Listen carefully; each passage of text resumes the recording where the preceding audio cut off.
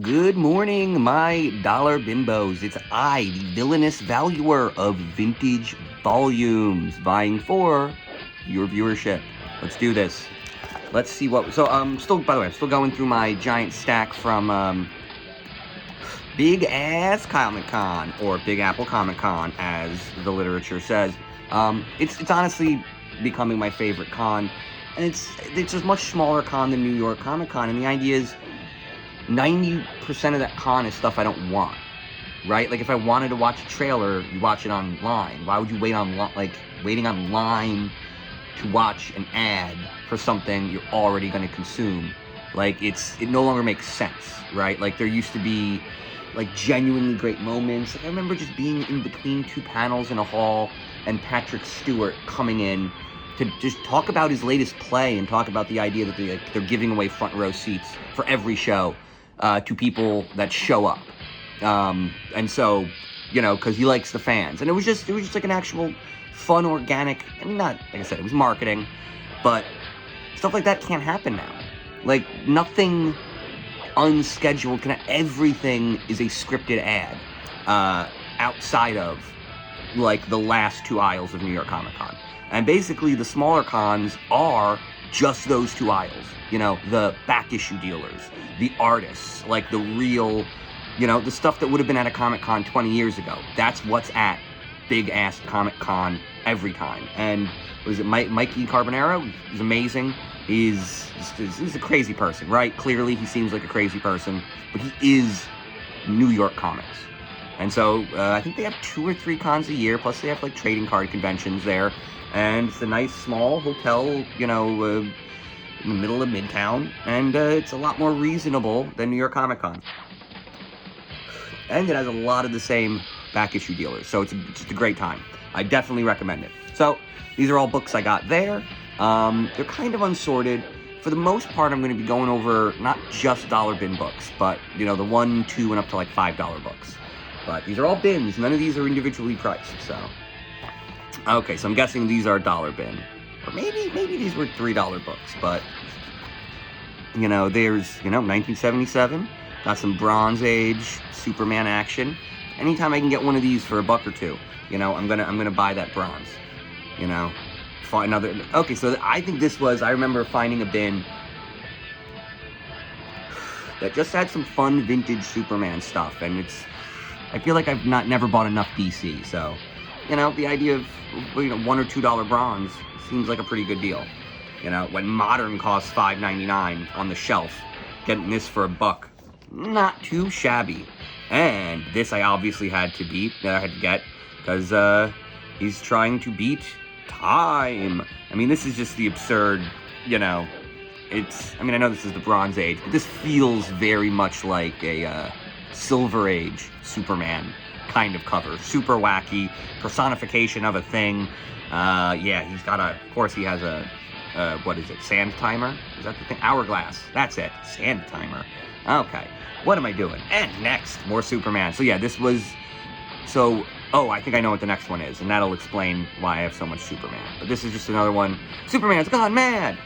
1974. A couple bucks for, just love the crazy covers, and I feel like they almost never actually reflect the story. But, I don't know, we got what appears to be Lex Luthor doing something probably shady. Okay, and here is the last one for this week's video. And it is The Burn Run. And so this, I think I mentioned this on the podcast before, but I was at my local comic book shop and I said, look, buying comic books speculatively is stupid. It doesn't make any sense. No one should, modern. Buying a brand new thing off, it doesn't make any sense. It's just straight up gambling. No one can defend that as a fan. Then there's buying stuff with the cool, shiny stuff with the cool cover. Well, that stuff keeps going up in value, and that stuff is what keeps leading to this boom and this bubble and bust cycle that keeps bankrupting retailers. Well, then there's the other reason to buy comics. You like them because of the story. That's what this is actually all about. This whole medium is about the fact that long-term serialized storytelling creates very interesting content. Well, my argument has been, why would I, if there's a risk, if any comic book you buy might be good, might be bad, well, getting a that having that same risk attached to a $1 or $2 comic book versus having to spend $4, $5, or even $6 for a new comic that is at best just as likely to be bad as the dollar comic. I was like, well, why not buy $5? I can buy a run of dollar bin books for the cost of a single modern issue. So why would I do that? Well, I was having this conversation in my comic book shop, and of course, they can't really be on my side. They gotta sell new books just to maintain their relationship with their distributor. But there was an older guy there, kind of casually mentioned working for one of the companies, and he kind of heard what I was saying, and he didn't really he wasn't, explicitly agreeing with me. He kind of implicitly said, yeah, there's really no reason to buy new books. And my whole argument is, if they're great, I'll know in 6 to 18 months. People talking about reading them, right? That's the thing, is like, at this point, if people are promoting a book before they've had time to read it, right? That's what's happening, and also, you got to promote a story. This is nothing. This is $11 worth of story. Look at that. There's no story in here. This is, it's all one act, right? Like, each thing is like one scene, or 2 scenes in a pamphlet. You need 6 of them to actually be a story.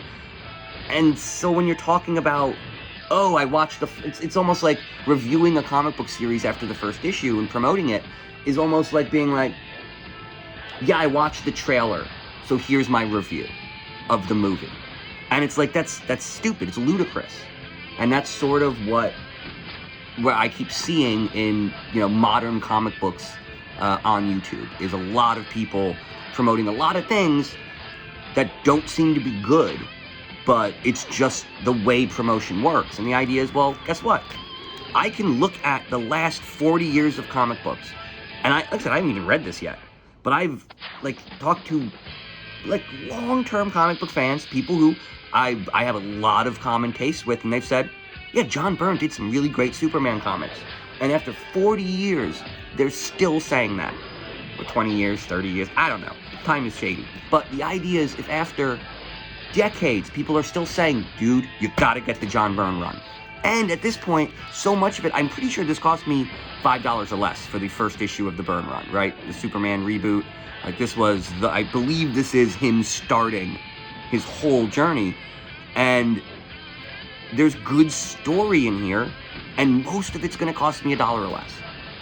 So why am I gonna take that gamble and go up to the new release rack and spend $6.99 on, what is it, not the Paradox Planet or whatever it is, the Lazarus Planet. I'm literally seeing a $7.99 event crossover, and then when I listen to the review podcasts I like, which I fanboy and Comic Geek speak, they describe it as nothing happening.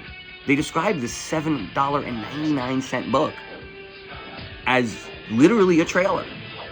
So why would I bother? Why would I pay the 800% markup over $1 book? So here's where I am. Like I said, I have no doubt in my mind that this is going to be a very interesting run. And so I don't really want to start it yet, because I kind of got a bunch of books in the middle of it. I basically was told by an industry vet to just go right up until Death of Superman. That by then it had completely gone off the wheels off the rails. The wheels are off the rails. The wagon has wheels, it's on the rails.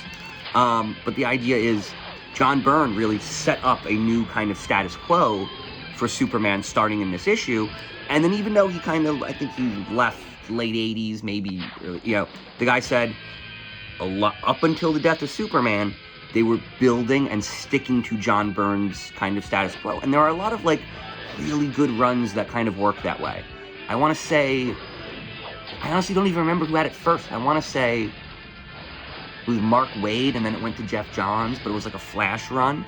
And the honest truth is, it was super easy to just read it right through from one writer to the next, because they kind of had, I think they both agreed how the rogues should work, right? Which is such a big part of Flash. And so you had this run where, the writer changed, but it stayed consistently good. And so they basically, I was told, that's what 80s, late 80s Superman was about. Was a very long, very high quality run where people knew what they were doing. And so there you go. I'm gonna get them for $1. Have fun with your new release racks, guys. But I'll be here caking it off these beautiful, cheap old books. We love this shit. Listen, look at this. Look at this old fuck. I think Superman might win. But yeah, all right. Good night, guys.